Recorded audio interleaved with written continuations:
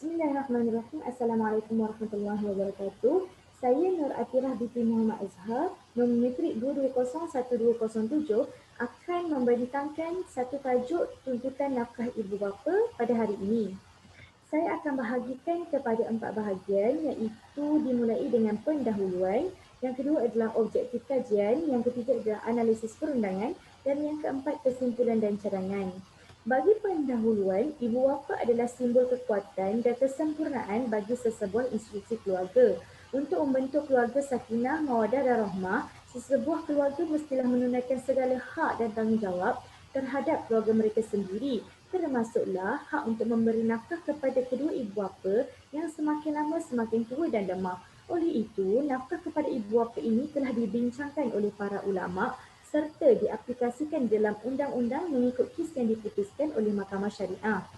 Seterusnya adalah objektif kajian, ialah untuk mengenal pasti kedudukan nafkah ibu bapa menurut hukum syarak. Yang kedua, mengenal pasti pandangan jumhur ulama berkenaan dengan nafkah ibu bapa. Yang ketiga, mengkaji sejauh mana aplikasi nafkah ibu bapa mengikut enakmen tata cara mal dan juga kes-kes yang telah diputuskan. Dalam analisis perundangan, saya bahagikan kepada 5 bahagian, iaitu konsep nafkah dan dalil, yang kedua jenis-jenis nafkah, yang ketiga syarat-syarat nafkah, yang keempat nafkah ibu bapa menurut enakmen tata cara mal syariah dan kadar penaksiran nafkah, dan yang kelima adalah analisis kes. Bagi konsep nafkah, nafkah ini berasal daripada perkataan yang bermaksud mengeluarkan atau menghabiskan bagi tujuan kebaikan. Jamak bagi infak adalah nafaqat, iaitu dikeluarkan oleh manusia terhadap anak-anaknya. Menurut Imam Al-Syatibi, konsep nafkah ialah memberikan perbelanjaan asas yang secukupnya seperti makanan, pakaian, tempat tinggal. Menurut Imam Asy-Syafi'i, nafkah juga termasuk dengan pembiayaan orang gaji kepada ibu bapa kerana keadaan mereka yang tidak boleh berdikari seperti lumpuh. Seterusnya, dalil dari Al-Quran dan As-Sunnah. Melihat kepada surah Al-Isra ayat 23, Allah berfirman bahawa Tuhanmu telah memerintahkan supaya kamu jangan menyembah selain Dia dan hendaklah kamu berbuat baik kepada kedua bapamu dengan sebaik-baiknya. Jika salah seorang di antara keduanya atau kedua-duanya sampai berumur lanjut dalam pemeliharaanmu, maka sekali-kali janganlah kamu mengatakan kepada keduanya perkataan dan janganlah kamu membentak mereka dan ucapkanlah kepada mereka perkataan yang mulia. Mengikut surah Al-Ankabut, seterusnya dalam surah Al-Ankabut ayat 8 bermaksud Allah berfirman, dan kami mewajibkan manusia berbuat baik kepada kedua ibu bapanya, dan bagi ayat ke-9, dan gaulilah keduanya di dunia dengan baik. Menurut tafsir Ibn Katsir menyatakan bahawa anak-anak tak boleh mengeluarkan kata yang tidak baik kepada ibu bapa walaupun dengan perkataan Ini dapat dilihat bahawa Allah melarang ungkapan perkataan apatah lagi kalau kita yang menyakiti mereka dengan tidak memberikan nafkah atau keperluan asas kepada mereka. Seterusnya di dalam hadis diriwayatkan daripada Baz bin Hakim dan bapanya dan datuknya berkata, aku berkata, wahai Rasulullah, siapa yang harus saya berbaik? Jawab baginda, ibu kamu. Saya bertanya lagi, kemudian siapa? Jawab baginda, ibu kamu. Kemudian siapa? Jawab baginda, ibu kamu. Saya berkata lagi, kemudian siapa? Sabda baginda, bapa kamu. Kemudian kerabat kamu yang lebih rapat dan yang lebih rapat. Diriwayatkan juga oleh Muhammad bin Al-Muqaddar daripada Jabir bin Abdullah, telah datang seorang lelaki kepada Rasulullah SAW dan berkata, sesungguhnya aku mempunyai harta dan tanggungan dan bapaku mempunyai harta dan tanggungan dan bapaku mahu mengambil harta aku. Maka berkata Rasulullah SAW, kamu dan harta kamu adalah milik bapa kamu. Seterusnya akan disambung jenis-jenis nafkah. Menurut hadis yang diriwayatkan oleh Jabir radhiyallahu anhu, Rasulullah SAW bersabda, maksudnya ialah mulakan dengan nafkahkan dirimu, jika berbaki berikanlah kepada ahli keluargamu, jika masih berbaki berikanlah kepada saudara maramu yang terdekat, dan jika masih berbaki berikanlah kepada mereka seterusnya. Di sini terdapat 5 jenis nafkah menurut pandangan ulama. Yang pertama, nafkah kepada diri sendiri. Yang kedua, nafkah daripada usul ke furuk, iaitu daripada ayah atau datuk kepada anak atau cucu. Yang ketiga adalah nafkah daripada furuk ke usul, iaitu daripada anak atau cucu kepada ayah atau datuk. Yang keempat Yang keempat adalah nafkah daripada suami kepada isteri dan yang kelima nafkah lain-lain. Menurut kitab Al-Aun Al-Ma'budi menyatakan bahawa Imam Al-Khattabi menyatakan bahawa susunan ini jika diperhatikan maka engkau mengetahui bahawa Rasulullah SAW mendahulukan niat utama dan kerabat yang dekat. Justru itu, selama mana tanggungjawab isteri dilunaskan dengan baik dan dalam keadaan darurat, ibu dan bapa memerlukan khidmat, maka hendaklah beri kepadanya khidmat tersebut. Seterusnya kita pergi kepada syarat-syarat nafkah.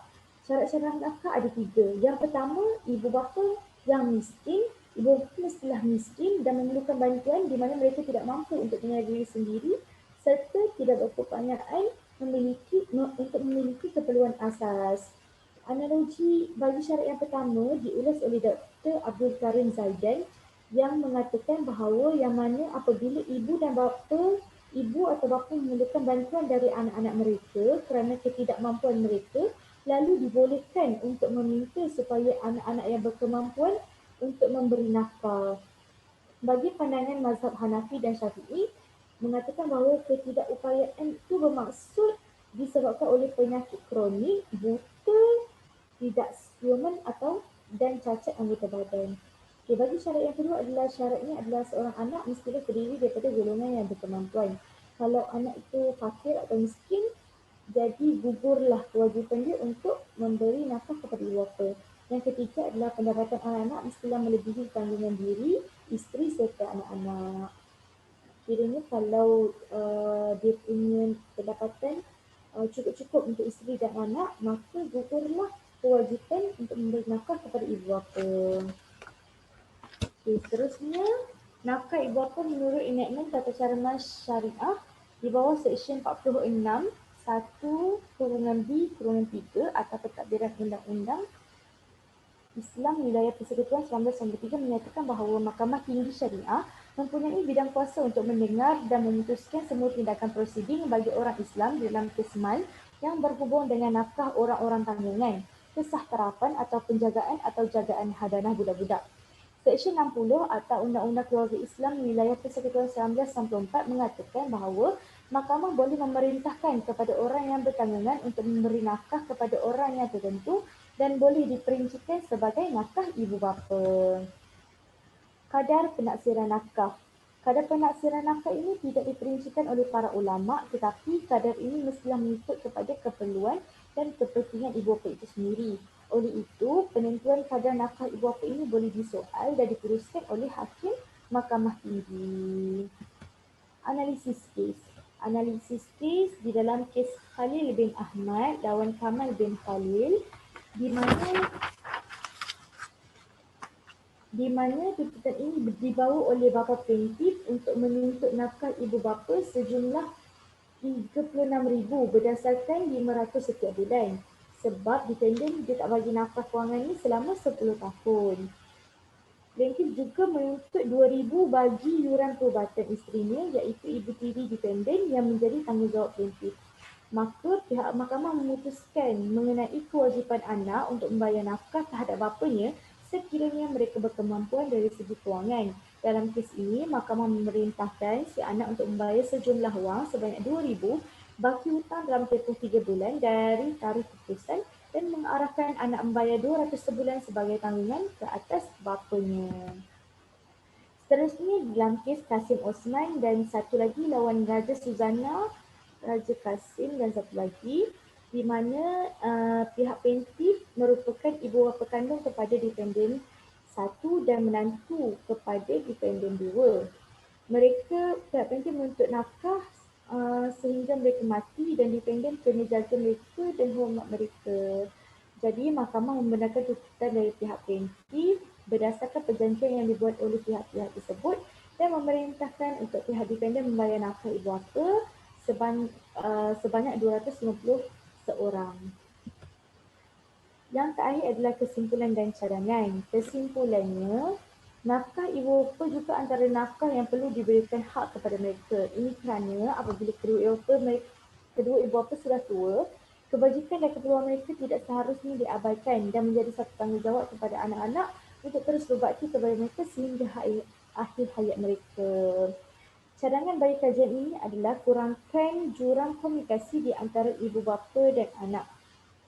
Ini kerana bila anak-anak ni dah besar dan mempunyai kerjaya masing-masing, ada keluarga masing-masing, maka wujudlah jurang komunikasi di antara ibu bapa dan anak.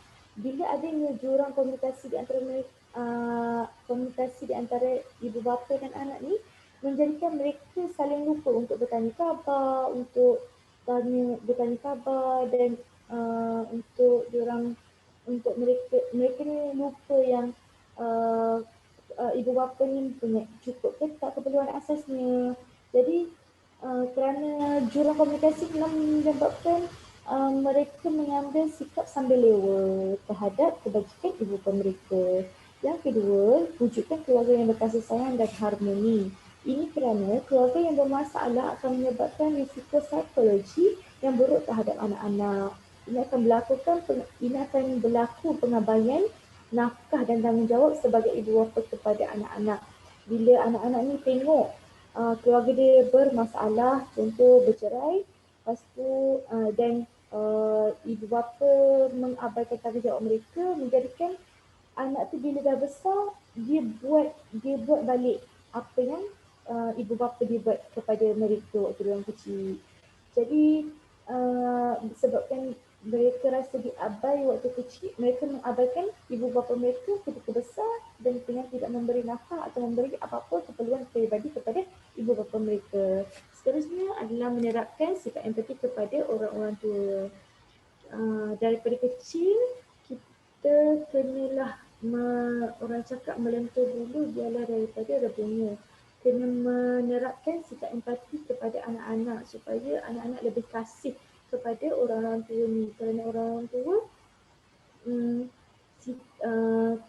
tua sifatnya yang lemah dan makin tua menyebabkan mereka ni kurang upaya untuk menyara diri mereka sendiri disebabkan adanya sifat yang diterapkan oleh ibu bapa iaitu sifat empati kepada orang lain, maka anak-anak apabila dia besar dia akan tidak mengabaikan ibu bapa dan memberi nafkah kepada ibu bapa.